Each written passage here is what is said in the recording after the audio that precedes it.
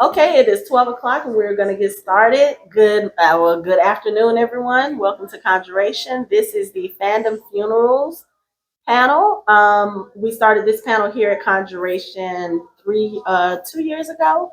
And it's basically we get together and we talk about deaths of fictional characters and how that can help us relate to, dealing with our emotions and our grief in real life situations. But over the last 2 years, it has kind of evolved into a group therapy session. So basically, we get audience participation. We want you to talk about the fictional deaths that affected you the most and how you dealt with it and how it relates to real life or how it helped you deal with a real life circumstance.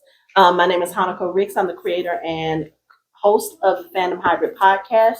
We are a pop culture podcast. We talk about TV and film. We talk about conventions. This is our fourth year paneling here at CONjuration. This is my sixth year in attendance, but we are also longtime DragonCon attendees. We've also done panels at ATL Comic Convention, Nerdy Gras, and most recently Monsterama. So I'm going to let my co-hosts and co-panelists introduce themselves, and then we'll get started. My name is Michael Collins. I am the dad joke prognosticator and the theory giver for the Fandom Hybrid podcast. And this is something that when we first, I gotta be honest, when we did the first one, I didn't expect it to be what it is now, like how people are actually looking forward to this panel. But then when you get into it, I understand why. So I'm looking forward to it. Hello, my name is Anthony. Everything they said. I'm also co-host of the Fandom Hybrid podcast. I was also the assistant director for the media track at Monsterama. And I used to be a video game reviewer for Blog Critic. No longer do that because I don't have a lot of time to play video games. So I'm also looking forward to this panel. This is my yearly group therapy session because I'm still grieving over the loss of my father back in 1995, which was a very long time ago. Every time we have this panel, I'll talk about it, so I'm just going to apologize in advance. And I may cry, and it's okay. This is a safe space. It is. It is. So we're going to start this session off with talking about what fictional deaths have you read, seen over the last year that affected you the most. And it can be from anything past or present, any new shows, anything that you may have rewatched and something hit you a little bit differently or that sort of thing. So Anthony, since you're on there, we're going to start with you first. Trigger warning. Okay. So I wrote down a bunch. I don't think I'm going to do them all, but the ones that were most significant that actually made me cry. Just so you know, before my mother died a couple years ago, I didn't really cry. My wife will tell you, I don't cry at movies and TV shows. And ever since then, it's been like waterworks. So The Last of Us. Oh my goodness. Frank and Bill. And Sam. So, also, spoilers, right? Oh, yes, I'm sorry. Spoiler warnings. Has everyone seen Midnight Mass on Netflix? I'll skip that one. Follows House of Usher. Okay. No, all right. So in Midnight Mass, Riley Flynn is one of the central characters. He dies unexpectedly, and the amount of emotion the actor showed during discussing about his life and the life that he took. He killed a girl in a drunk driving accident. Follows of House of Usher, Lenore, which was Roger Usher's granddaughter. She dies unexpectedly. And then, that was not unexpectedly. Unexpectedly, as in, I thought there would be a way where she wouldn't die or where the Raven wouldn't take her life, but she did. Okay. And Blue Beetle. The father. Right. Because he didn't know that his father had died, and that's sort of what happened with me when my father passed. My family did not tell me until I was back at the house, and the camera got me from school. And everybody was there in the house, and they're like, "Oh, your mom really needs to talk to you. She needs to talk to you." So this is like an hour later, and I see my mom. They lay her down in the bed, and she goes to sleep. And I'm walking around for like 25 minutes, and I'm like, where's the dad? And no one says anything to me. So I grabbed one of my aunts and I pulled her into our bedroom. I said, what is going on? Like, what is happening? She's like, oh, did no one tell you? I said, no, your father died. This is the one about Your father died. And like, I was crushed. But so I related to him in that his father died. He didn't know. He wasn't there to say anything to him.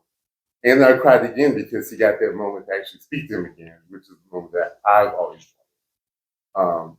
And that also happened to me with Onward. It was the same thing where they didn't get to talk to their father when he died. And at the end, he wanted to talk to his father, but let his older brother do it.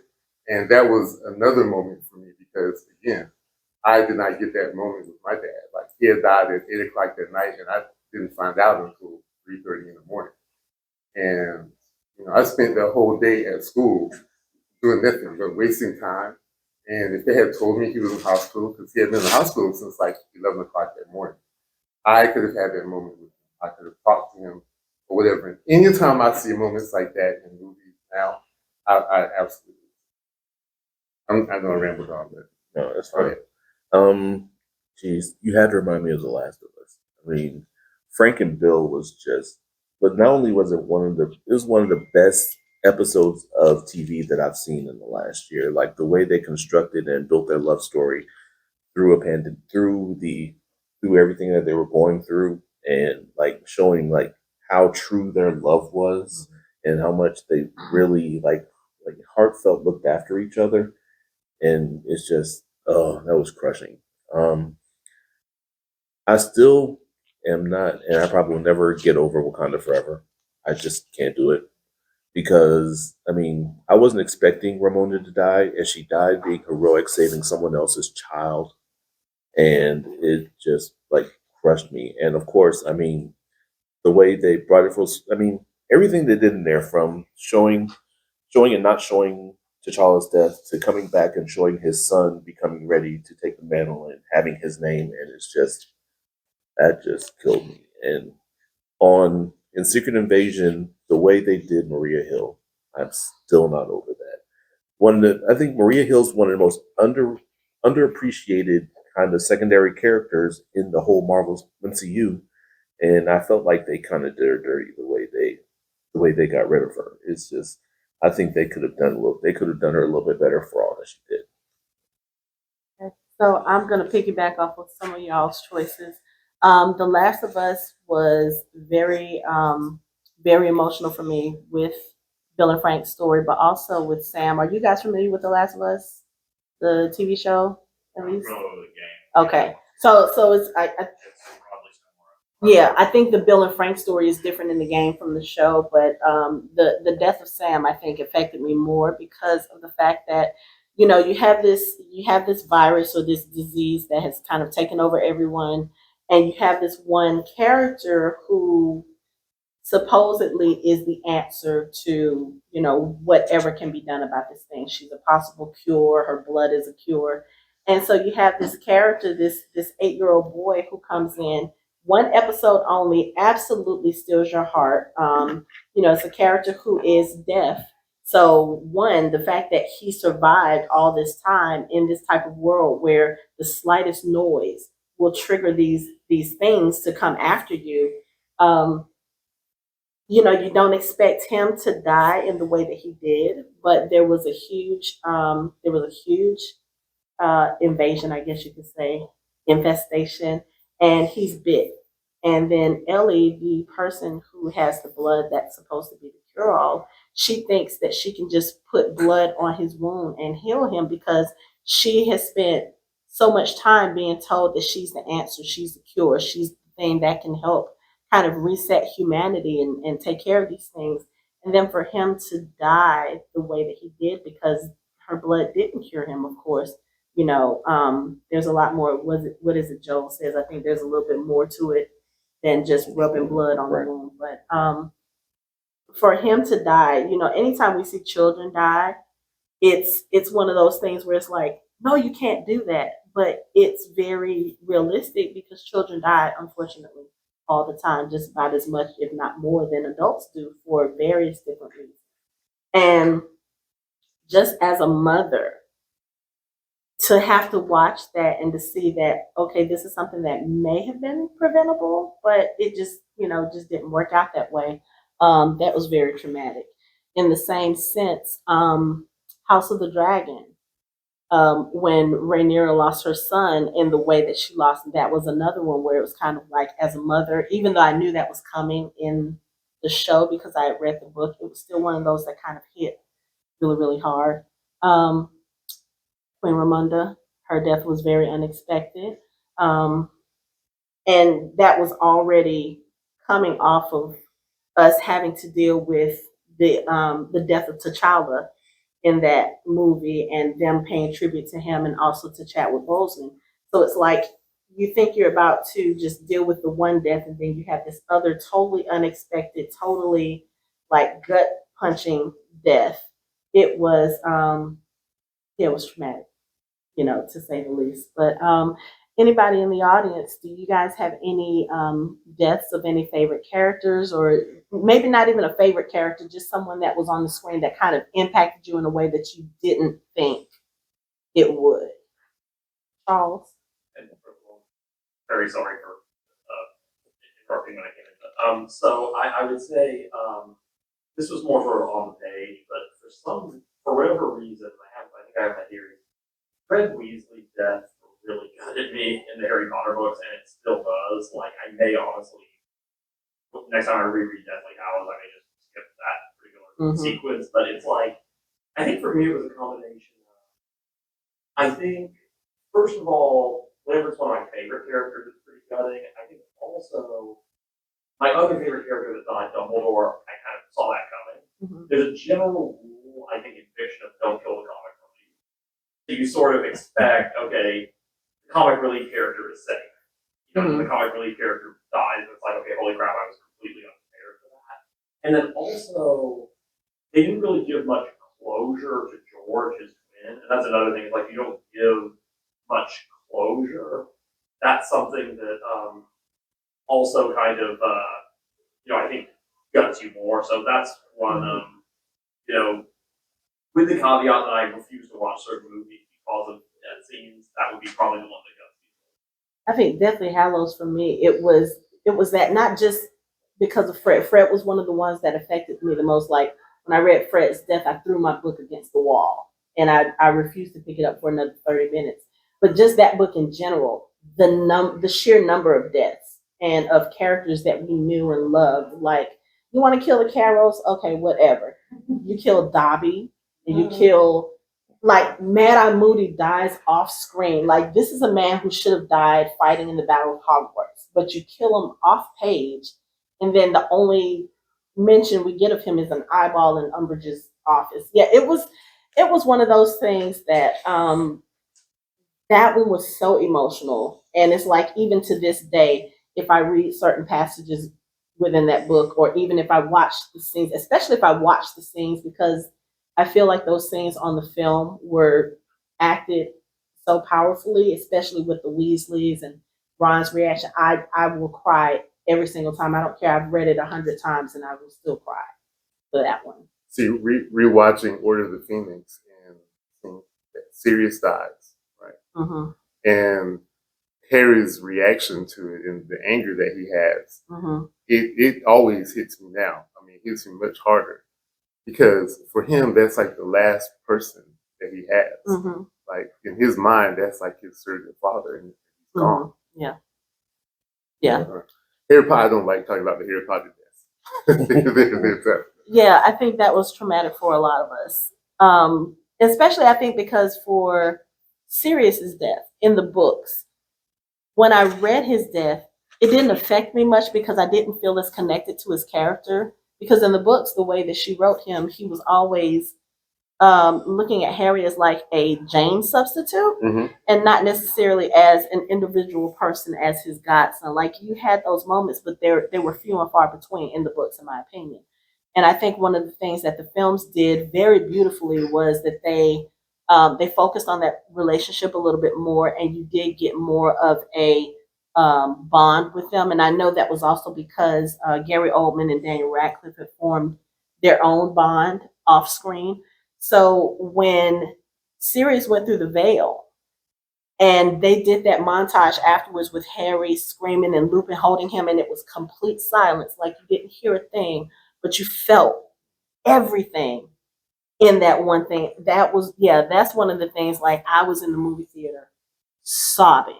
And I was like, why? I didn't even really like Sirius in the books. But in the film, Gary Oldman just, there was something about the way that he portrayed him, and he gave Harry this sense of family and this sense of love that Harry didn't get with the Dursleys, that I think made me feel his death even more on screen. Yeah. Anybody else? Yes. Um, I had a friend of mine whose father passed away right before the search for Wrath of Khan. He had always been his father. Oh man, yeah. Yeah. Because she hadn't been reading all the things. He's going to die. She didn't know what was coming. I have a similar story. I have a friend who was a huge Harry Potter fan, and that was one of the things that we bonded over. And you know, we always make the jokes, especially when it comes to franchises. You know, like, oh, they better finish this before I die or something. Especially if it takes a long time. And she passed right before Deathly Hallows came out, very suddenly. And it was just one of those things that when I went to go watch the film, it's like, okay, I'm sorry. Her birthday was yesterday too, so that's like also emotional. But it was one of those things where I was like, oh my God, I wish she had had a chance to see it, because I think, especially for that film, those of us who are Potterheads, we have a lot of complaints about the way they did page to screen for a lot of the books. There are some things I feel like they did get right, and with Deathly Hallows, just her being able to see some of those scenes, like the Neville scene on the bridge and him, coming up. It's just, there's a lot that I wish she'd have been able to see, and yeah, I think movies hit us in that way as well. There are also certain things, like my dad passed in 2010, and he was a Trekkie, and that's one thing I remember when I was a kid growing up. I wasn't necessarily into those things, but he was always watching Star Trek, always like it was always on the TV in my house. And I think I wasn't as much or as big a nerd as I was around him growing up, because, as I got older, things started to kind of splinter between me and him. But I really wish he could be around for this resurgence, this whole thing, especially like with the blurred community, Black nerds, because back then in the 70s and 80s, that was not something that was a thing. Like, I got constantly teased as a child, for liking things that were considered, this is white people shit, or, that sort of thing. And, I think about that now, like, if he was alive now, seeing the way that the nerd community is just grown and it's become more accepting, and I just think that's something that he would really, really enjoy, and I just really hate that he didn't get a chance to see that. I have a very similar story. When I was asked to be the assistant track director of media at Monsterama, one of the panels that I came up with was the Stephen King panel. Talk about Cujo, Dead Zone, and Christine, because they all came out in 1983, so it's 40 years ago, right? Yeah. Growing up, I read. Right, That's exactly. just, oh gosh, that sounds so. 40 years. So, growing up, I read those books because they're on my bookshelf. Well, not on my bookshelf, my parents' bookshelf. And in preparation for Monsterama, I was thinking about it. And all those books, Clive Barker, Stephen King, they were all on his bookshelf. And I never thought about my father being a fan of horror. Like I said, he died in 95. We never talked about this. We really never watched movies together. Like, the last movie we watched together was A Crime Game. And for reasons, he got up, like, was it 30 minutes into the movie? He was like, yeah, I'm done with this. And he walked away. But, like, all of our VHS tapes were horror movies, but we never talked about it. And so when I was at Monsterama, it was very difficult because I wish I was able to have something like that, talk to him, and he would have loved to go to something like Monsterama. And I just feel that he would, because that is something that I now know. I didn't know he was live, but I now know that he really was into that stuff. And I think he would have really appreciated that I'm involved in all these things. Sorry. No. Why are you apologizing? We said this was a therapy This session. is a therapy session. This is a therapy session. And I think a lot of times what happens with me is there are things that, you know, I used to talk about wanting to do tailgating with him, and I kept putting. Oh, it's okay.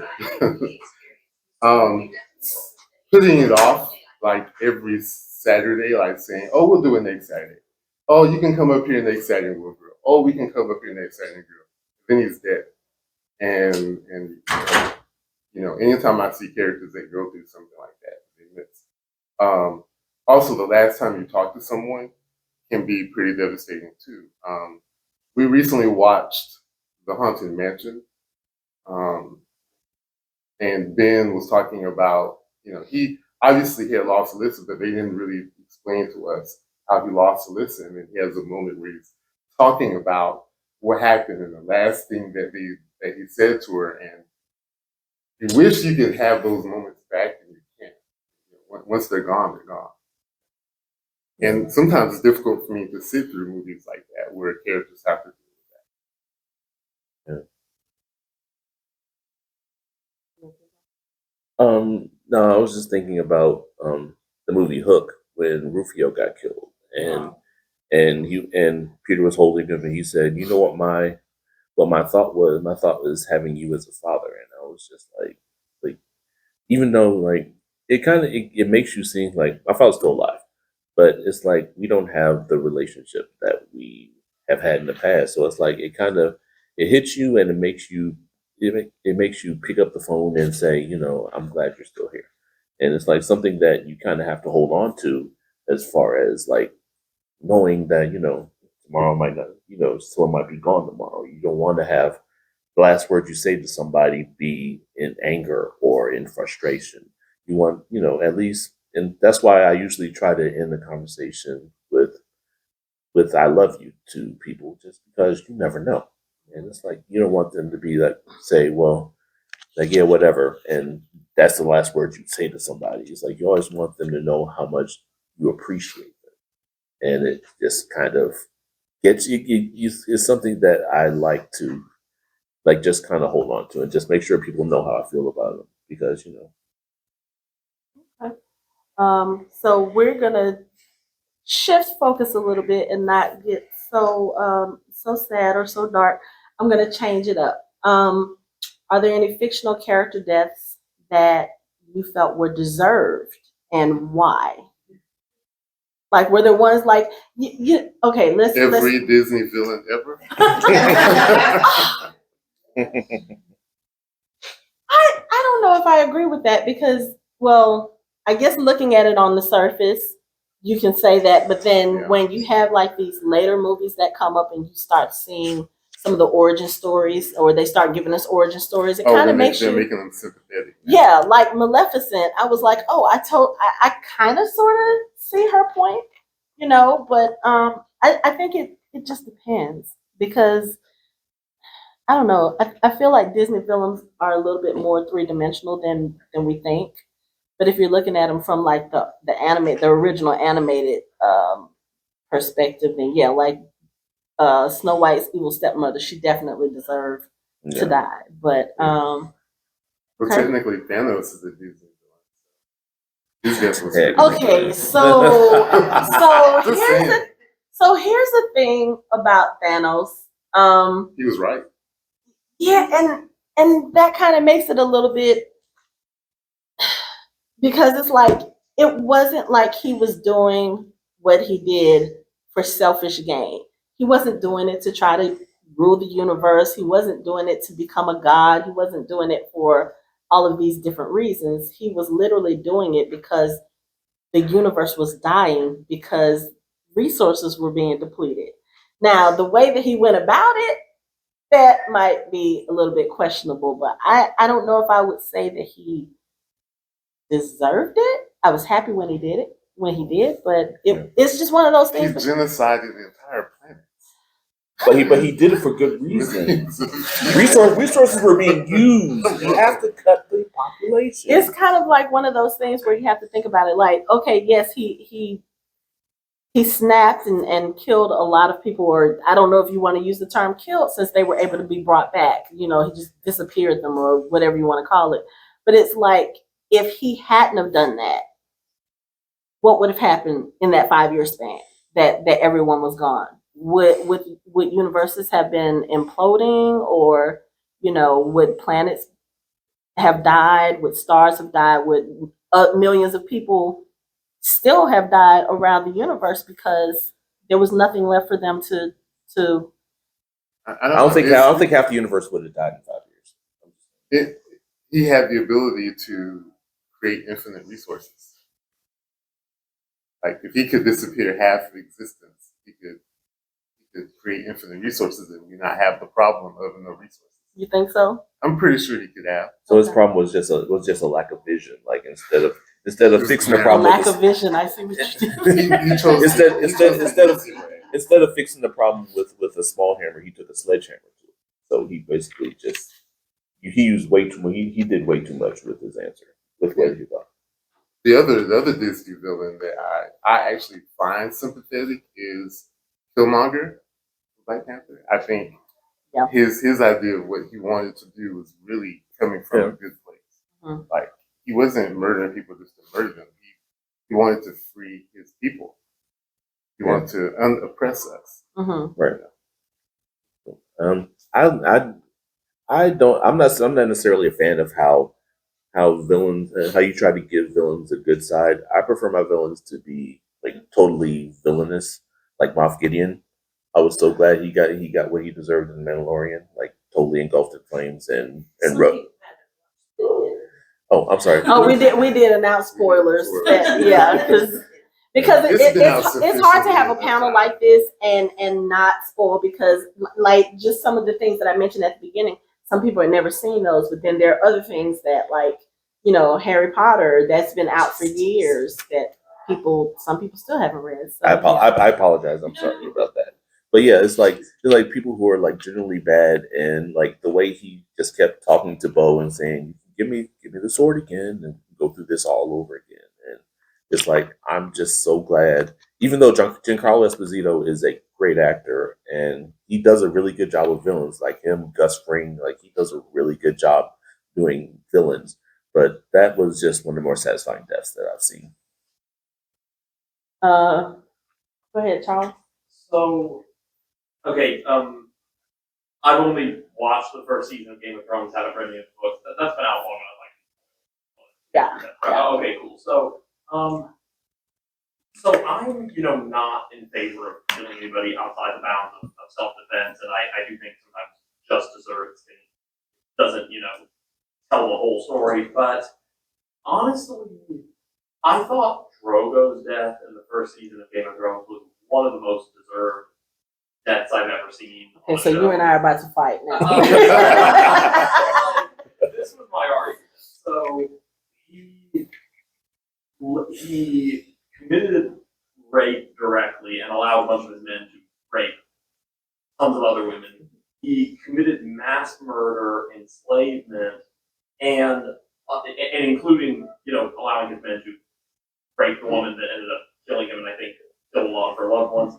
But also, as horrible as Joffrey was a teenager whose mental state was likely affected by inbreeding.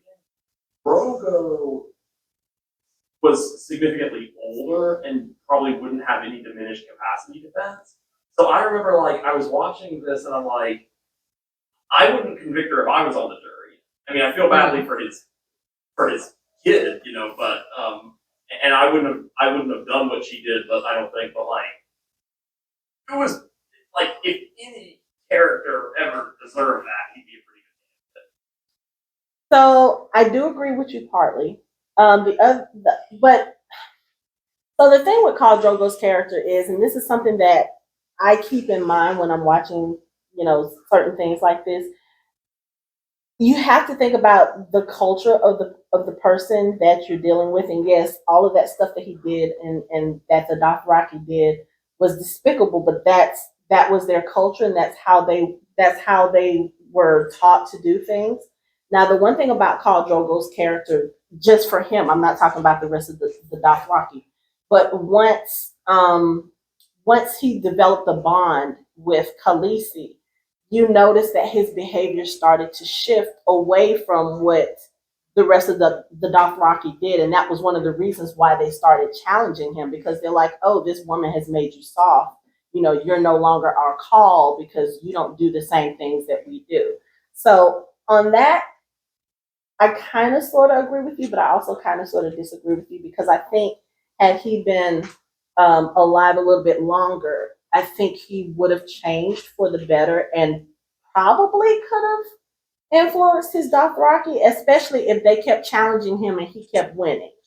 I think that would have been a change. But again, when you're talking about I hate to use the word, but I mean, literally, when you're talking about a savage culture like that, I don't. I think brutal is a better word. Yeah, brutal. Yeah. Yeah, thank you. Yeah, it's one of those things where it's like you have to look at what they're taught, because obviously people who are taught to behave in a certain way, if no one is there to teach them that something is better or something is wrong, they don't know that they're doing wrong. And I always look at it in that kind of perspective. But like I said, I feel like he was starting to change for the better and not be a part of that type of that type of culture. But since you mentioned Game of Thrones, the one for me that I felt like was so deserved, but also the way that it happened, I was not happy with, was Cersei Lannister. Because Cersei, if anybody deserved death on that show, she definitely did. But I feel like the way, I hear some giggles, but I feel like the way that they did her death in the show was not warranted. She deserved a more brutal death. She did not deserve to die instantly with her quote unquote brother, love of her life, whatever you want to call it. She didn't deserve that beautiful death. And I just, that's one of the things I think I had an issue with in that final, one of the things that I had an issue with in that final season, because her death was deserved, but I think she got off easy compared to what she had done. I mean, this is a woman So who used we're gonna fight about what? about Cersei Why? because She blew up a whole set of Cersei. people. I think if we look at people's motivations, Mhm. like Cersei was all about protecting her children. Everything she did was out of love and protection for her children. But why did she Right or even wrong. have to feel the extremes that she had to go to Well, for that? she's- Was for what? Because her children were products of incest, and she was trying to protect them from that secret ever coming out. But she also loved them too. Even going back to the prophecy she got as a child that this is what's going to happen to your children. Her whole life has been dedicated to protecting her children. What was the comment that was just made Was back she here? protecting them or just want to be powerful? Correct. She was trying to protect them. I don't think she was protecting. I think she was. I feel like Whatever maybe she for was powerful, she didn't when- care about nearly as much. When I- you're told as a young teenager that the children that you're going to have are going to die, so she basically her whole life has sort of been forged around this idea, regardless of how her children came into existence, they were her children. She loved them. So yeah, she made some very bad decisions and did some dastardly things, but everything she did was to protect her children. I will disagree on that one. I don't think she was really I about don't think she acquiring was- the I power. don't think she cared. I would say I think she cared about Marcella probably more than she did the boys.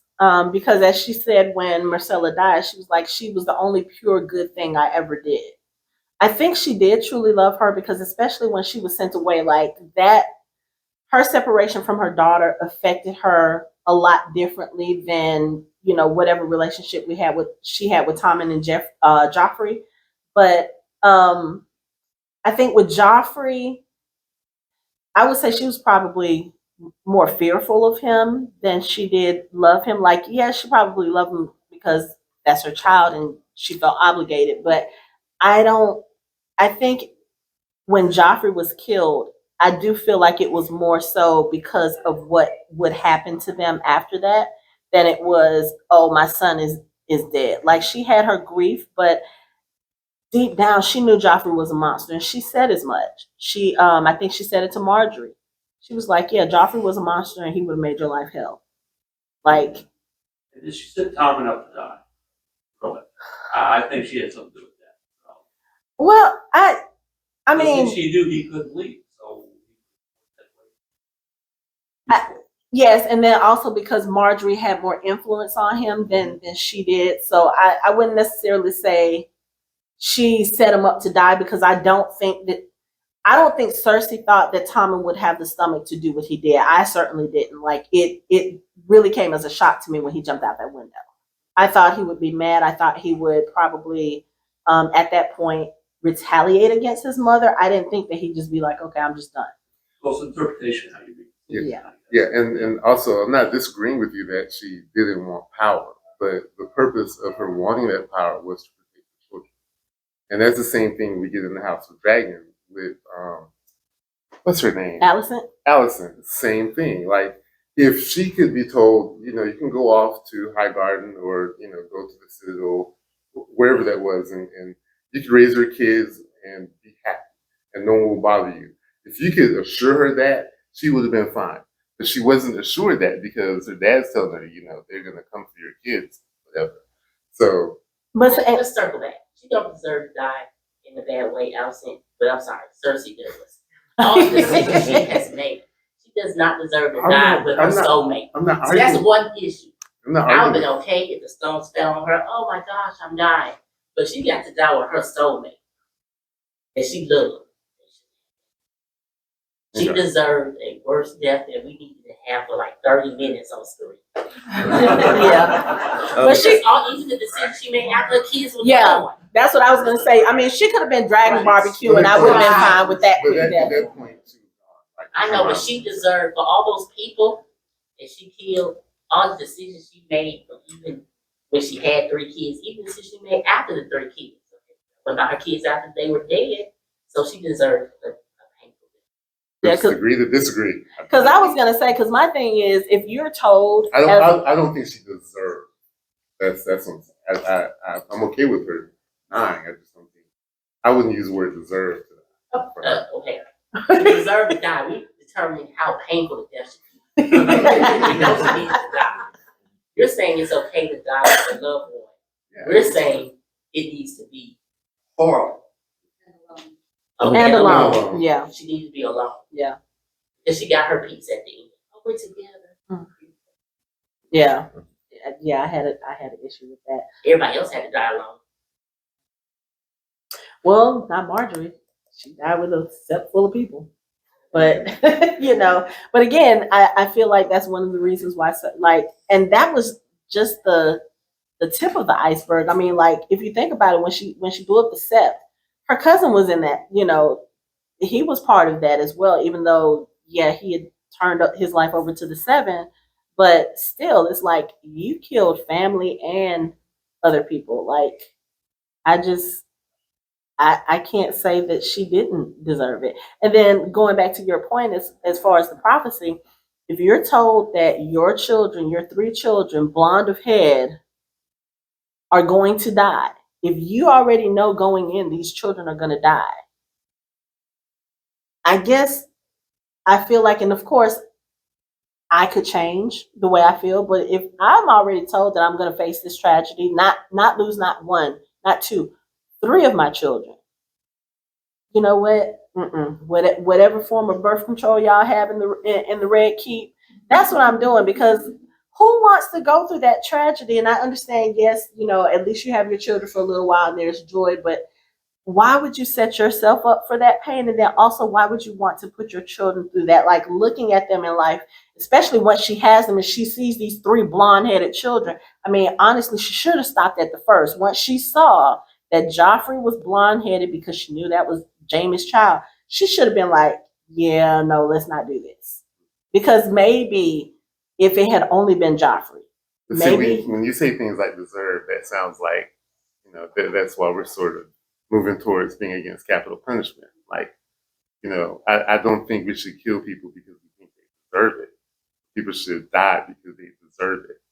That's a whole other conversation. Right. That's a whole other conversation. Because, if you're watching movie 7, John Doe definitely deserved to die, but that's what he wanted.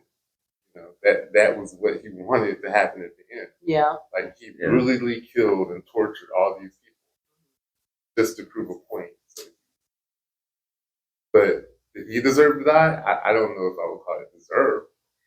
Yeah, but I mean, when you're comparing those two, 7 and Game of Thrones, you're talking about a numbers game. He killed 7 people. Cersei killed hundreds. And put things into play for other people to be hard. Every life is precious. Okay, we got that part. We got that. We always bring upon that, but we talk about in our world TV. Then we scale it. We look at characters. Okay, did they deserve to die the way they die? There's some characters we don't want them to die. I don't like this conversation. I Or did they die the way they should have died? How about that? They were gonna die anyway, but you gotta die. Did they die the way they should have died? So in that case, no. Did Loki deserve to die? And then it's like, that way. Like, that Loki. Did that Loki deserve to die? It's kind of hard die? because people still need time to watch it. But you also have to give time and opportunity for people to change. Like Khal Drogo, he was changing and he died. Right. Loki had changed and he died. It happens. Well, I mean, what about Kurgan in Shadow and Bone? It's like, in the end, he seemed to be changing. No, he wasn't. No, he was not. Absolutely not. No. Well, has everybody seen Shadow and Bone? Okay, besides Netflix being the villain for killing the show. Yeah. I saw that. So I'm still not over there. And I can't wait to talk about that tomorrow at our panel. Yeah, we're doing a panel on Shadow and Bone tomorrow. So yeah, we'll talk. So we can do another funeral repass for Shadow and Bone tomorrow at that one. But yeah, it's like, but Kurgan's a weird case because one, he's immortal. Like, he's been around so long that he can't really have attachments to anybody. It's like he kind of has to be distant because he hasn't found anyone who's going to outlive with him. And then he finds Alina, and he's like, "Oh, you can be around with me, so I need to have you." So it's like he's been unsympathetic for trying to force her to be with him. But then it's like maybe he was coming around, but he's still, for everything he did, for creating the fold, for all the people that he killed. It's like, yeah, I still feel like he kind of deserved. I mean. If you examine his motives, he was trying to protect his people. Yeah, I was gonna say. I think his situation is a little bit was trying different. to do the same thing. Are we going to go back to that? Yeah, like I said. Who was? No. So really, but like with he died in a way that was satisfying. Or did he die in a way that goes with how his life is? I think so. Yes. Yeah. But I think the difference with Kurgan is if you think of. And of course, this is one of those things. It's kind of like the discussions we have about Negan on The Walking Dead. Like when we're introduced to this character, they are in full villain mode. So you're looking at them like, oh, they're the bad guy. But then later on, you get their backstory and you see that's not how they started. Like, especially with Kurgan. Like, Kurgan was Grisha and was just living his happy Grisha life. Yeah. And the king and the regular humans they were hunting them and killing them, and they were using the Grisha for their own greed and gain. And at this point, he was trying to get his people to safety. Then they captured him. They killed the woman that he loved in front of him and basically teased him about it, like, oh, you ain't gonna do shit. So we can do this and we're gonna kill your healer and you're still gonna come back with us. That unleashed something in him that turned him into the Darkling. So I kind of feel like, I won't say that he deserved that death, but I do believe that at the point that he died, he was to a point where I don't know if he would have been able to be pulled back and done good, because at this point he had like violated Alina, her control over herself. He forced her to take the stag amplifier in her. He was using that to control her powers. He was trying to manipulate her into saying, hey, you're going to be, in the end, it's just going to be me and you, so you might as well be with me. Like, no matter how much she said, I'm not going to be with you, he was still trying to force the issue. And I think had he continued on that path, he could have escalated. Oh, but in the end, he was like, this is why I did it, and I really want you to be with me to make things right. But that's what he said to her before, and we see how Well, I that think turned he out. actually meant it this time. Yeah, no, I'm sorry. Fool Yeah, me once, just- shame on he just you. didn't- Fool me didn't- twice, shame on me. He just didn't have an amplifier to put in her body that we could help force her again. So it's like that. I mean, that alone is like putting a stag's horn into someone's body to control them is like that's the worst. Mm-hmm. It's like throughout everything, there are people that go through things like Kerrigan did, and they weren't as bad as he was. They weren't as ruthless as he was. Mm-hmm. He was pretty ruthless as a general. So, I mean, I didn't find it sympathetic. I really didn't find this character all that sympathetic. But when he died, I was just kind of like, I'm still kind of like, well, there's a good chance he'll be back. Anytime someone says, make sure all of me is destroyed, and you're like, oh God, there's going to be a finger somewhere, isn't it? I still think when it comes to villains and whatnot, we still kind of we should look at what their motivations were, be it right or wrong. Like, because what's the saying of every villain is a hero in his own story? Mm-hmm. And when you kind of look at Kerrigan, he literally has been trying to save his people. Yeah. That was his motivation. That's why he did all the things he did. Still killed a lot of people. Well, there's one character who I like how she died at the end of the show. So I won't give it like this midnight mass, and she was a horrible person. And, I haven't finished Midnight Mass, and I feel like I know who you're talking about. That's spoiler, okay. I feel like I know who you're talking She about. killed a dog that she didn't need to kill. So when it was her time at the end, everybody, other people was peaceful when they had to die. She wasn't that peaceful. She should have been.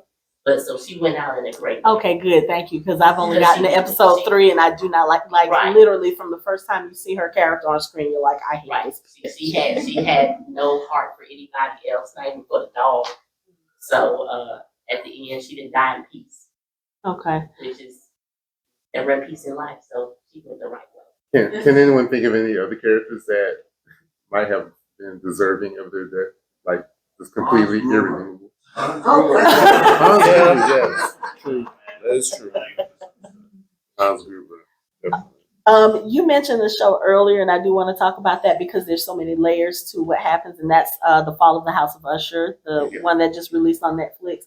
Has anybody seen that yet?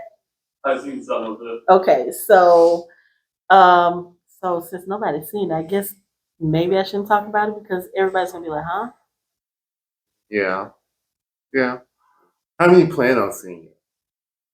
Okay, so I won't mention it because as with most of Mike Flanagan's things, there are twists and turns in the story. There are things that you won't see coming, and of course, it's Edgar Allan Poe's The Fall of the House of Usher. So pretty much everybody is gonna die, but it's just the way because they do take influences from his story. So if you're familiar with any of Edgar Allan Poe's writings, like all of the episode titles are titles of either short stories or poems by him. So once you hear it, like you see something that says the Black Cat or you see murder in the Rue Morgue, you kind of have an idea what turn the story is going to take. But then when you get towards the end of the series, it's an 8-episode arc. So when you get towards episode 7 and 8, and they start revealing the motivations of why all of this is happening, it's kind of like, oh shit, I didn't see that coming. So yeah, so I won't talk about that. That's the same. He also did Midnight Mass. Yes. I already spoiled Riley's death, but you actually kind of see it coming. Okay. But why it's unexpected is it's almost as if he's being set up to be the hero of the story. And then, 3 episodes from the end, he's dead. And just like, oh, okay. That's great. Yeah. But he has this wonderful speech about death and about what happens after you die. And it's so moving. The show is really, really good. It's almost a series of monologues. You get a lot of I don't want to say internal dialogue, but you get a peek into how people feel and how they operate under these circumstances of their life. Especially Riley, because he is a completely tortured soul, based over what he did. and everything on the island tends to let him know and remind him how tortured he is and how wrong and out of control he was when he killed that girl. Okay. But he recognizes it, and hear him talk about it.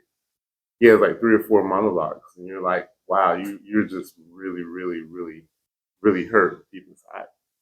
Yeah.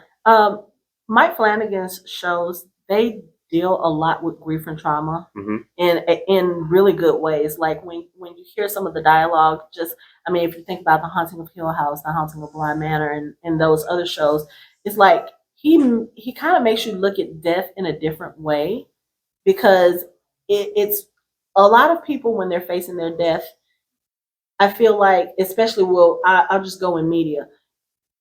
They don't have a true accounting of who they are as a person and what they've done. And it's like with his stories, you get a lot of self reflection with his characters, and whether they feel like they deserve to die or whatever. Like in the Fall of the House of Usher, Roderick Usher, he's basically narrating everything that's happened throughout all 8 episodes, and it's kind of like this is a man who clearly knows that he deserves what's happening to him and what's happening to his family. But when you find out why at the end, it's kind of like you go back and you think about all of his monologues in the previous episodes, and you're like, oh, this makes so much sense. You really deserve to go through what you're going through. Maybe not everybody else, because they're paying for your mistakes or your decisions or whatever. But And he's a character that's not redeemable.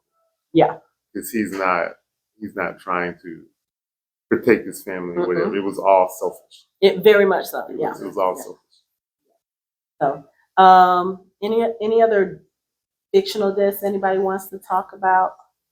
Because I just started thinking of some in my brain as far as like character deaths that I feel like were unjustified, unwarranted. Like, no, this character didn't deserve to die, and I'm like, oh, there's so many I can think of. Samuel Jackson and Don't say it. Don't say it. And what? Deep Blue Sea. That was not a deserving death.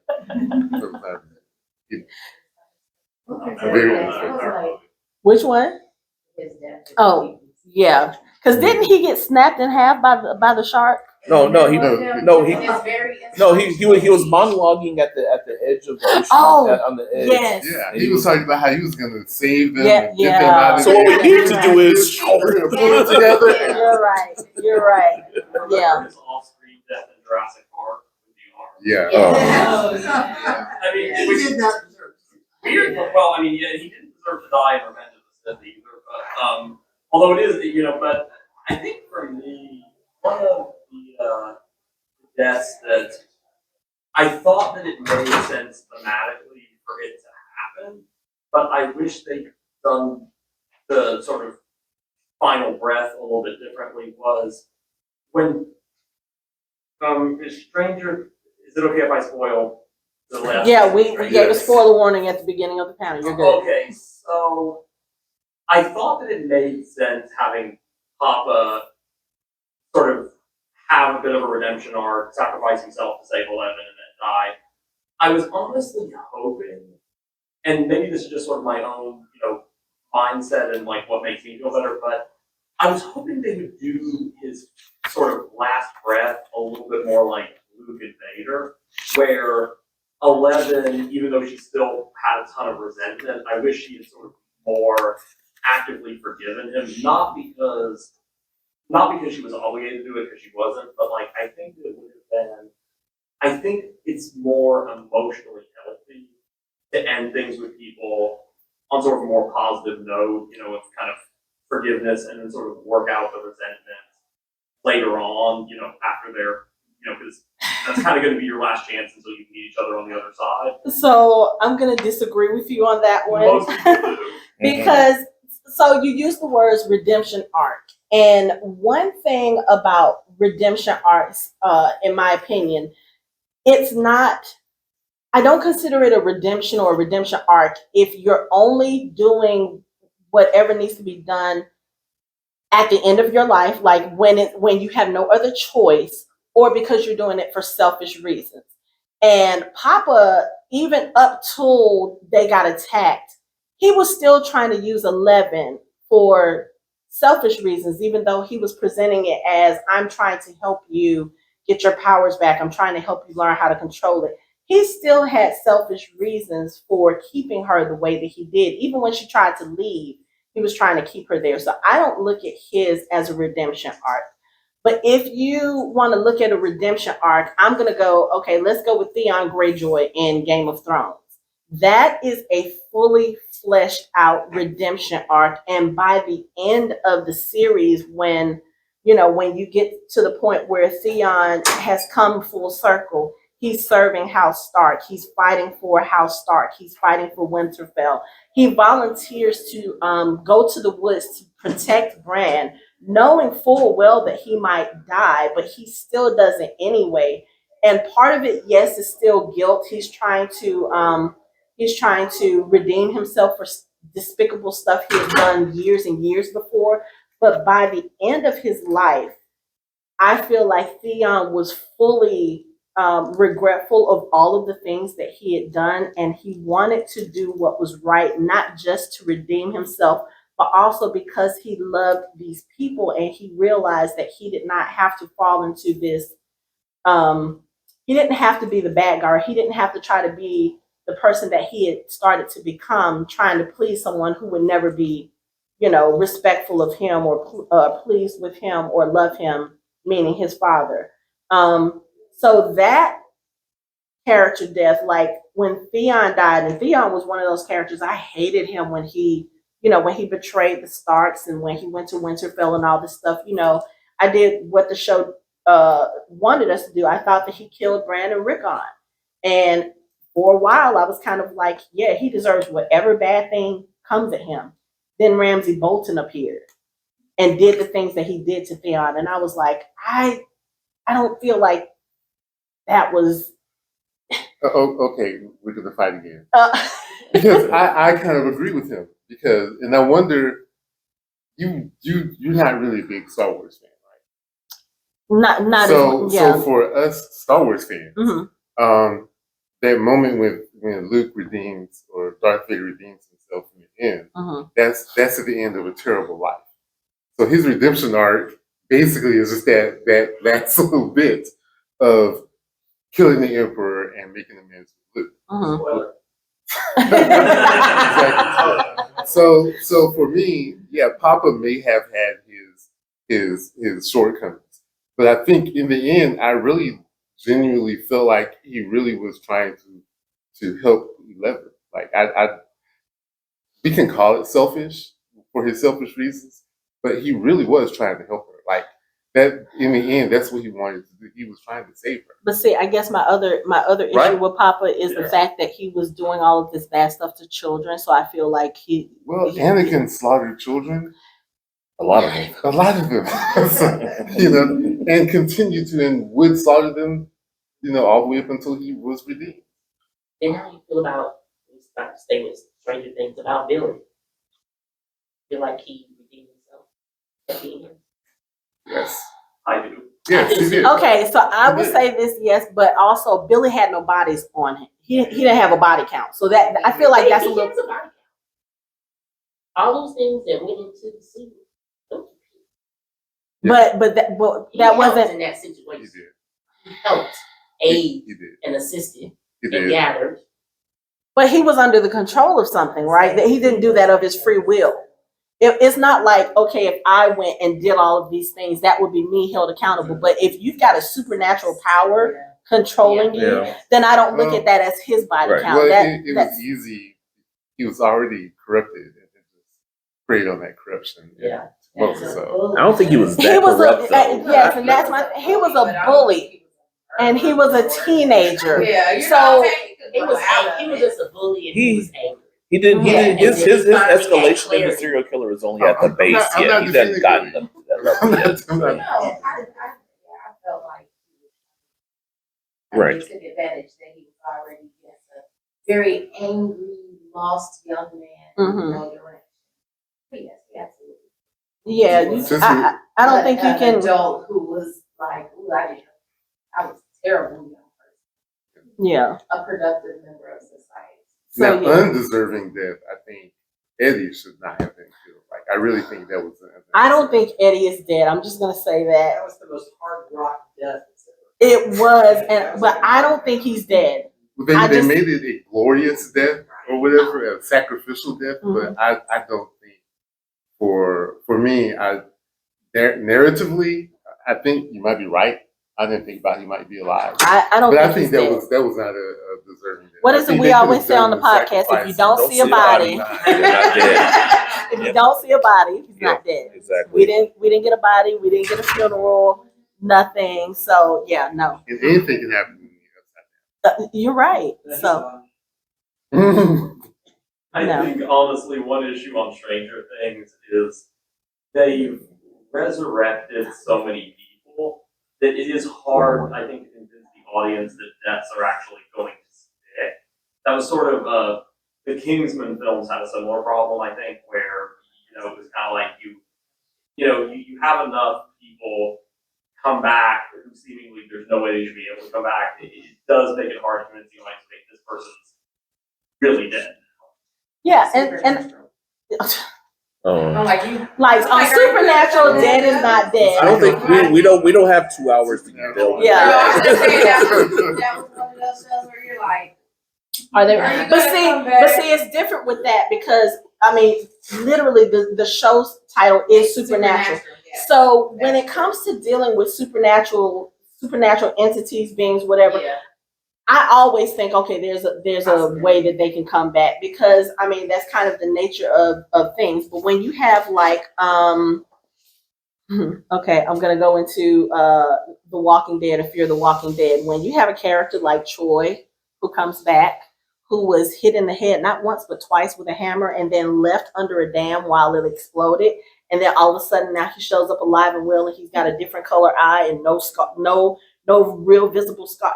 That kind of thing I have a problem with because aside from the walkers in the Walking Dead universe, none of the people are super like they don't have special powers, they don't have these things. So it's kind of like seeing that brought to life. It's just one of those things where it's like, so explain this in a way that makes sense. And they really can't, because even now the explanations that they're giving is kind of like, so I still don't understand how this person's walking around. So, but like Stranger Things, I like I said, I fully believe that Eddie can come back. With Supernatural, I'm sorry, 5 years down the line, y'all can give us a reboot and bring Sam and Dean back from heaven. And yeah, we can do it that way because I mean it's Supernatural. Nobody stays dead on Supernatural, like unless they actually want to. nobody stays dead on Fast and Either. Okay, so Ever. let's talk about Fast and Sorry, Furious. I didn't even say that. What did you say? I said Paul Walker. Furious. Wow, ouch. Still Way too soon. I know. Way too But I'm soon. just like, I mean, But his character will not have In that. the universe, his character is still alive. So But see, okay, so let's talk about that because it's a whole other thing when you're talking about like actual actors who have passed and then how they handle that with their characters. So as much as I love, like I am a Fast and Furious junkie. Okay, I don't care how unrealistic it is. I don't go to see Fast and Furious for the realism. You want to give me this busted up car in space, I'm gonna believe it. Okay? I don't care. But there are certain things within that universe that don't make sense to me. And one of the things is them keeping Brian's character alive. Like I understand you want to do it as a tribute to Paul Walker, but I'm sorry, he's been gone for what, the last, is it 4 films now? And it's like all of the shit that Dom and his family have gotten into, the trouble, the kidnappings, a whole baby that showed up out of nowhere. And you mean to tell me that Brian is staying home with the kids while all of this is going on? Absolutely not. That is the most unrealistic thing in the Fast and Furious universe to me. They actually, it's like they already gave him. They had the send off already when they were on the beach, and and Don was driving, and he pulls up beside him, and they go off on their separate ways. That should have been the end. I Good mean, night. That's it. you know, one of the things that that we talk about a lot, and that I hate off-screen deaths. Like that is so annoying to me, especially for characters that you have built up and that we love and that we are invested in. But I feel like in this case, that would have been more realistic. Like all of these people who were breaking into Dom's house, especially like let's say the last episode, you had them come to his house and kidnap Dom's son, and Mia was there with him and not with her own children. Like these people know who you are, so you could have said, "Oh, they got to Brian and the kids," or what. You could have done that, and I feel like it would have been more believable than always telling us that Brian is here, Brian is there, he's at home with the kids, or you have his car showing up at the end, but we don't get to see him. To me, I feel like at this point, they just need to rip the Band-Aid off. I mean, he's been gone for years now. We need to properly mourn that character so that we can move on. I mean, granted, there's only one film left, but I just feel like they've dragged it on for I so think long. could this be like a result of Vin Diesel being the producer? Like he wanted to hold on to the memory a while. And Because there are things like had the studio been involved, either get rid of the character altogether or recast. Mm-hmm.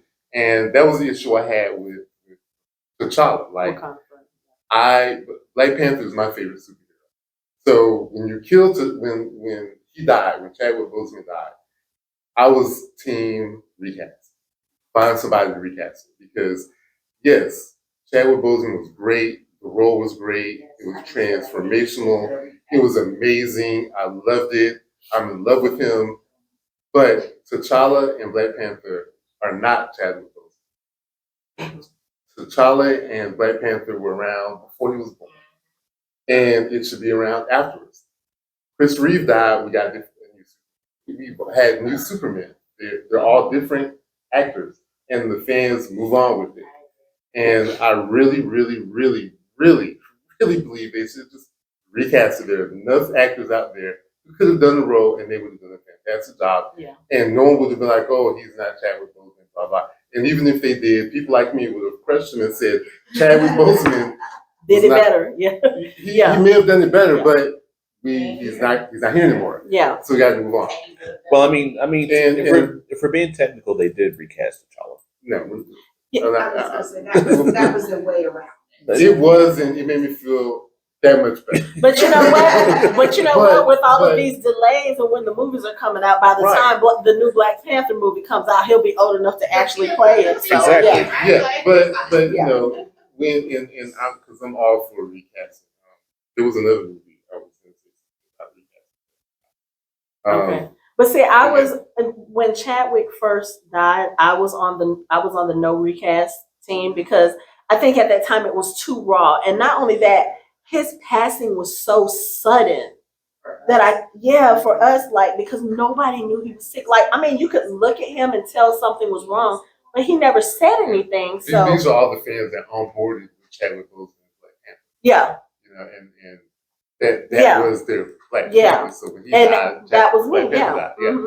And I understand that, but like, he is not Black Panther. Yeah. He's not T'Challa. And about a year after that, I was just kind of like, yeah, you know what? They should probably recast. And I think also with Marvel making that decision so soon after his passing, I think we always say it in real life when it comes to death, you don't make big decisions when you're dealing with that kind of emotion. Like you don't make huge decisions like when your mom passes or your dad passes or your child passes or when somebody that important or that close to you passes. You don't make those kind of major decisions because you're thinking on emotions and may not be thinking about it in a clear, coherent space. So I really feel like Marvel made that announcement prematurely, but I mean, I understand the timing. Like it was right before, was it Comic-Con or was it D23? One of those things when they made the announcement. And I was just like, okay, yeah,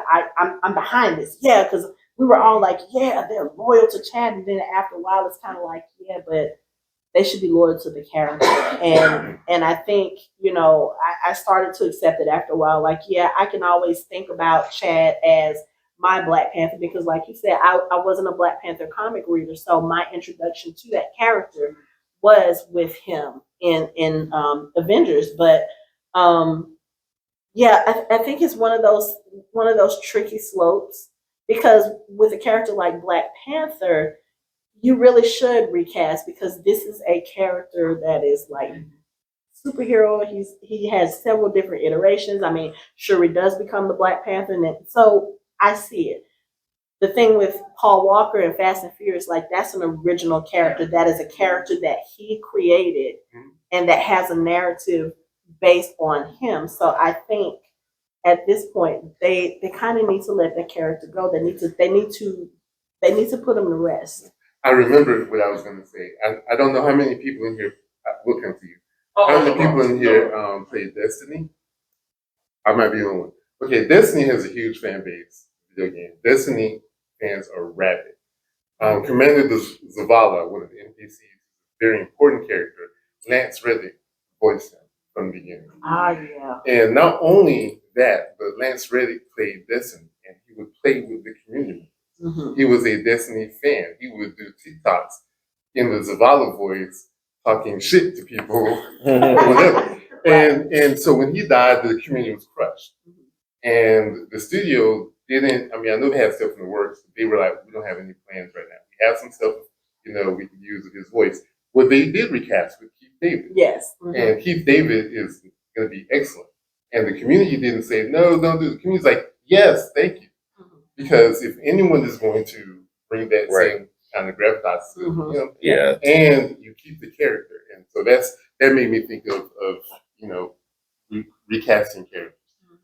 Paul Walker, I do understand. Zavala was also original character, created by Lance. Not created by, but everything about Zavala is Lance Reddick. Mm-hmm. And so I don't think people would be upset if they, or would have been upset had they just recast Paul Walker. I really don't. Yeah, I think they would be upset. I mean, they would have been upset, but they would have. I think it's different with. I look at it differently with like costume characters and that sort of thing, as opposed to like a character that's a real like a person. Yeah, the whole thing. Video game. Well, I understand it, but me not being a gamer, that's my mindset. But of course, if I'm like, if I was a gamer, that I would probably feel that same way as well. And not just with games, like animated characters as well. Sometimes you see a character and you just hear that voice and you know that is that person. And then like even when they just switch actors, it doesn't necessarily have to be a death, but when they kind of switch voice actors and there's that little bit of difference that you can catch, I think it's kind of in Atlantis Lost Empire, Jim Varney dies. Yes. The voice actor, and the character that he plays, the person he has his last line, and then there's a line after that, which was done by the replacement. And you can hear the difference. It's like one sentence and then the very next. It's been so long since I've seen that. So. I had to watch it from Oh, okay. Charles? Well, it's interesting you mentioned Lance Reddick because one of my favorite series, Percy Jackson is getting rebooted, and Reddick was cast to play Zeus in season 1. And, actually, you mentioned Keith David. I hadn't thought of him. He honestly wouldn't be the worst replacement, for Reddick, but it is going to be, that is going to be an issue, I think, when they get to the next time Zeus pops up. I think particularly because Reddick is was so distinctive looking that I think it'd be very hard to find another actor that looked very much like him. That the out that you have is that because he's a god, he can shapeshift. Yeah, that's what I was going to say. You can just say, he shapeshifts. But it's interesting you mentioned Fast and Furious because one of the things I noticed was they tried to dig themselves out of a hole they'd written themselves into by resurrecting a character. And I think the reason they did that was because when a villain has a redemption arc, if they've already killed people that we care about, they typically die at the end of their redemption arc to sort of avoid any kind of awkwardness or like, okay, are we friends now? You killed my friend. But, they opted not to do that with Jason Statham's character, Shaw. Yeah. Because they wanted to bring him in as sort of a recurring anti-hero character. And then they also wanted to do, because Vin Diesel and Dwayne Johnson, I think, were about to kill each other if they trying to work together again. They wanted to do a spin-off with Dwayne Johnson and Jason Statham. And like clearly I remember in the movie, I think it was Fate of the Furious where Jason Statham's character gets redemption arc, they were being very vague about the stuff he'd done previously. Like one of the characters says, we haven't forgotten what you did, but they don't specify what he did.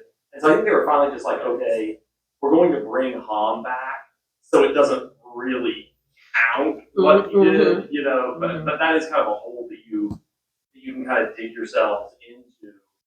I think that the other issue sometimes you run into is sometimes the replacement that you bring in is not as good. Like, I don't want to disrespect Michael Gambon. This is nothing like, it's not a personal No, honor. I understand. Yeah.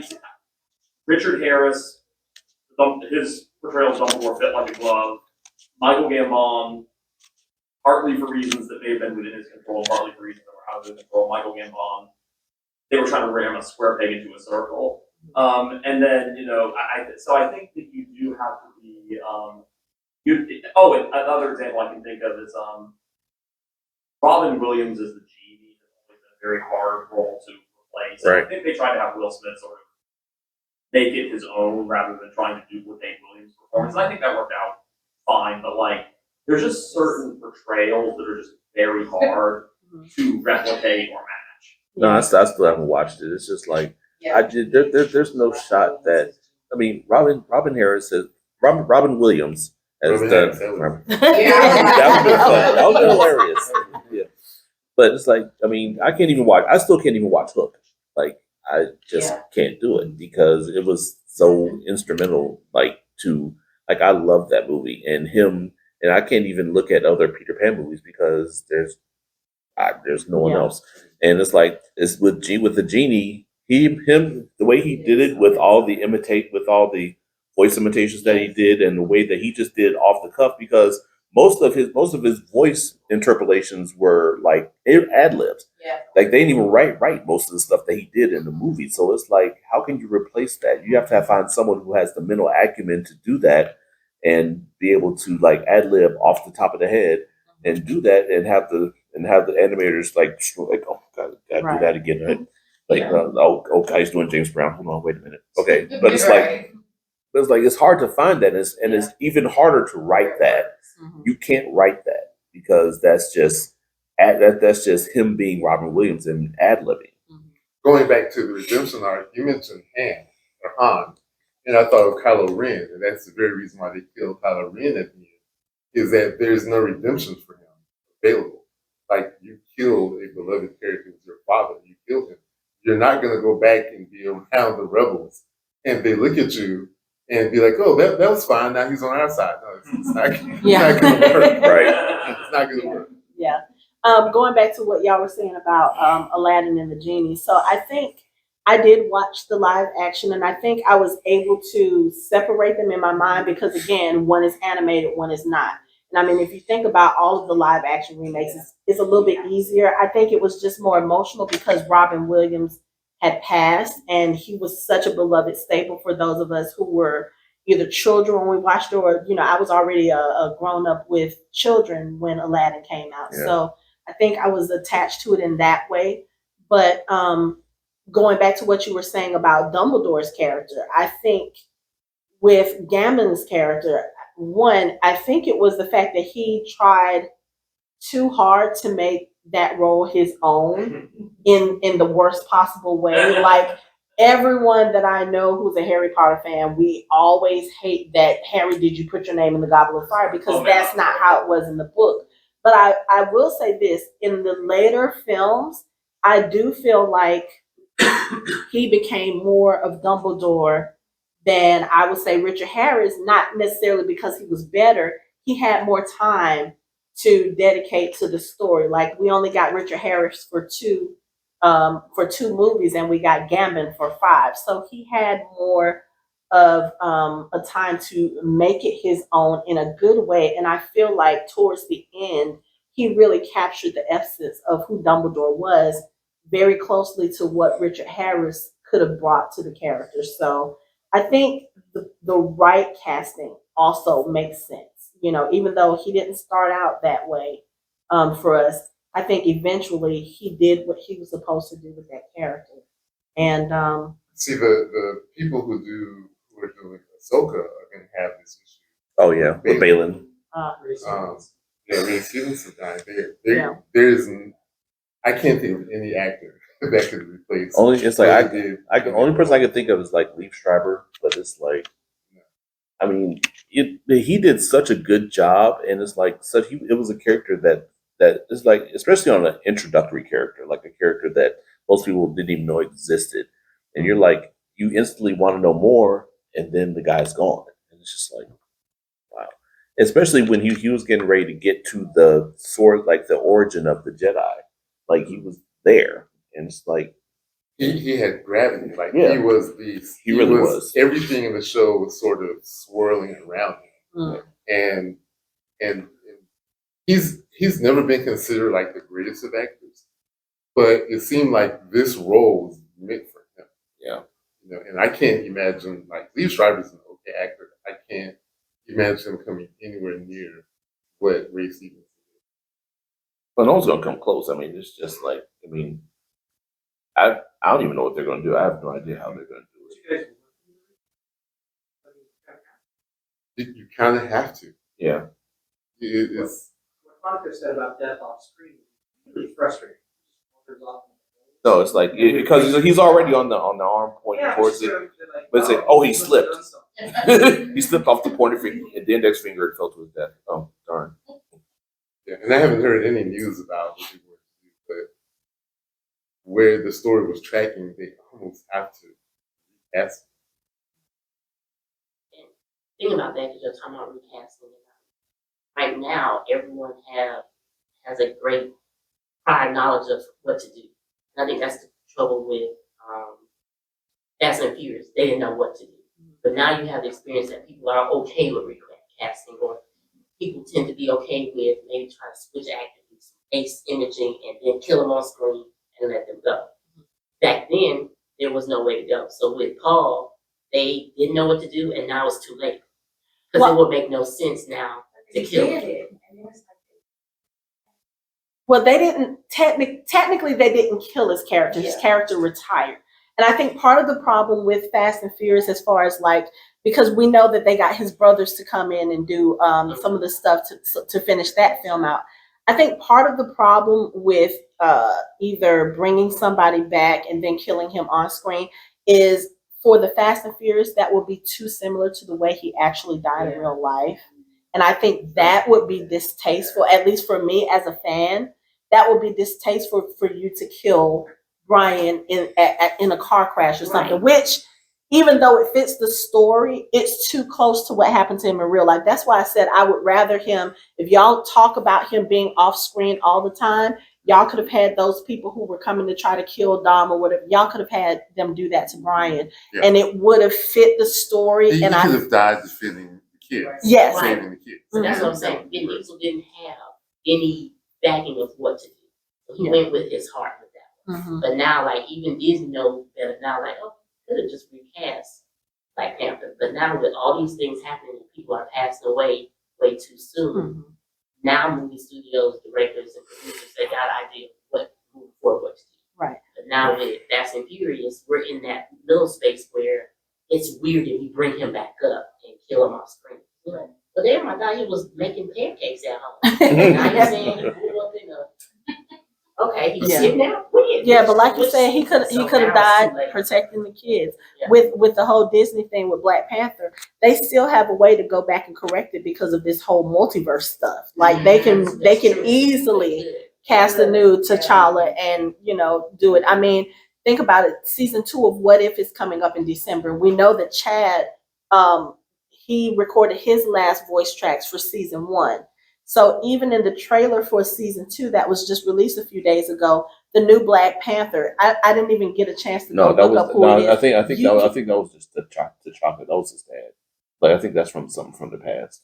Oh, okay. Yeah. Okay. But I was gonna say, yeah, but I mean, visibly that Black Panther, the voice is very different. Like Chadwick had a certain cadence and a certain timbre to the way that he spoke, and it's very different with this new person, at least from the trailer that I've seen now. it may seem better once I actually watch the episodes, but it felt weird to me. But I know I'm gonna have to get used to that because of course he's not here. But yeah, it was weird. So let's see, I think we are close to time. Does anybody have anything else they want to say about yes? Walk with me, that last little scene. Yeah, that got me. And I'm not even a huge Fast and Furious fan like that. And of course, every time I hear the song, Yeah, yeah. Let's fast forward. Mhm. My brother actually passed last year. This is his role. Oh, okay. Oh, So okay. this is his role. So Okay. it's very very appropriate. And Oh, very wow, original okay. while we came. So yes, that was probably the most relatable. I'm like, Yeah. I get it. Yeah. So so one of the things about this panel is, did that help you process the grief? The panel? Yeah. Or even just Or watching like relating, like I'm not sure how your brother died, but like, you know, a lot of times like what Anthony was saying, there are certain things that reminds him like literally of the circumstances with his brother. So when you come across something like that. Okay. So this is my first year and I was like, oh well, I think previous years I had kind of planned like every year. I'm like, okay, I'm gonna come with y'all. And it just So how was the hold on. Sorry. One of my coworkers, she hadn't watched Black Panther until recently because her brother died right before the movie came out. And she said she related so much to Shuri that seeing the trailers, she knew. I haven't seen the new one. I haven't watched Wakanda. Yeah, and that's how she was. She didn't watch it until like a couple of weeks ago and died, for the first movie. That's like D&D. It was before her. Oh, wow. D&D. Yeah. So I'm like, I don't want to see the movie. Oh. Yeah, you got. That's why I haven't seen it. It's there's definitely something you have to prepare. You have to really prepare for it. So I haven't watched it because I'm like, so it is stuff like that. Wasn't unexpected. Okay. So of course. Right. But yeah, so stuff like that. There are things. It'd be the weirdest things that you're like, okay. Mm-hmm. Who knew? Yeah. So yes, it is.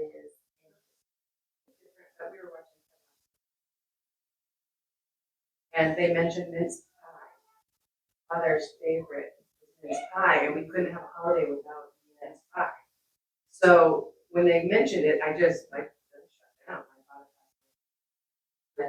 That was it. I was like, it was an emotional mess. Exactly. Over a piece of pie. Yeah. Exactly. I can't listen to Dance with my father.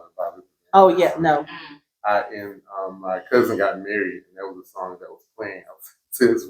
I was about to lose it and listen to the song at all. Yeah. Just try not to. When it comes to radio, I turn. I think music in that sense is the same because I have very vivid memories of certain songs that will play around my house. Like, especially if you're a kid of the 70s and 80s, like Saturday morning when you're helping clean the house and your mom puts on like your records and all this other stuff. So I have very specific songs that I associate with my parents and certain things. So about 4 years ago, I'm driving in my car and all of a sudden Rolls Royce's I Want to Get Next to You comes on. I had not heard that song in years, but that's one of those songs that my dad would have me stand on his feet and we would dance around the living room. And I hadn't heard that song and I'm in the middle of the car. I'm in the car in the middle of the street and I lost it because I was like, oh my God, I didn't realize I needed that release the way that I did because when he passed, it was kind of sort of expected.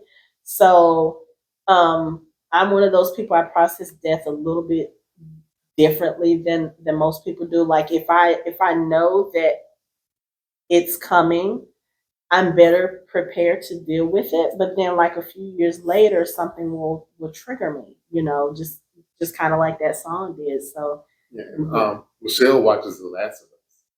and not Last of Us. This Is Us.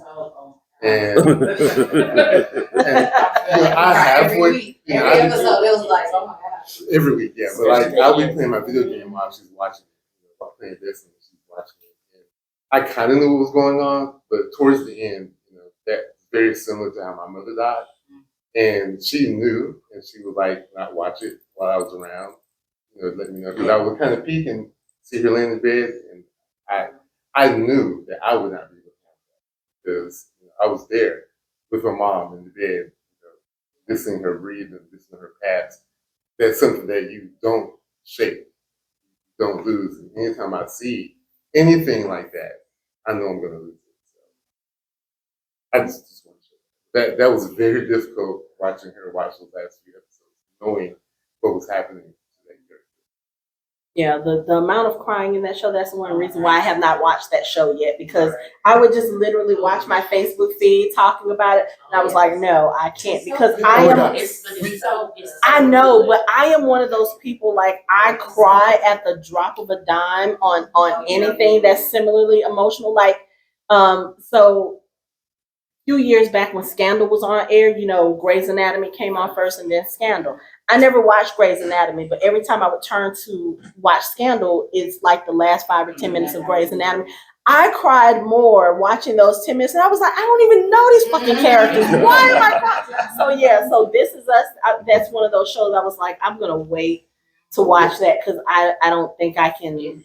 But what I do too, because one time we were watching the Super Bowl, and they did a little commercial about this is the episode you find out how Jack died. I started crying out. Yes. This is the episode you Yes. find out how he died. I did too, and I was like, I don't even watch this show. Even though we know he has passed, we know it. Mm-hmm, right. But we just can't accept how, like, I want to know how he died. Yeah. I think a week ago we were watching like top 10 character deaths or saddest character deaths, and one of them was. So I'm not the only one that does that. So the scene was he's coughing. She asks her for some water, and she leaves the room, and he dies. Well, my mom, same thing. My dad asked for her to go get him a couple of bites. She walked out of the room. He died. And I was like, that's what those people are doing.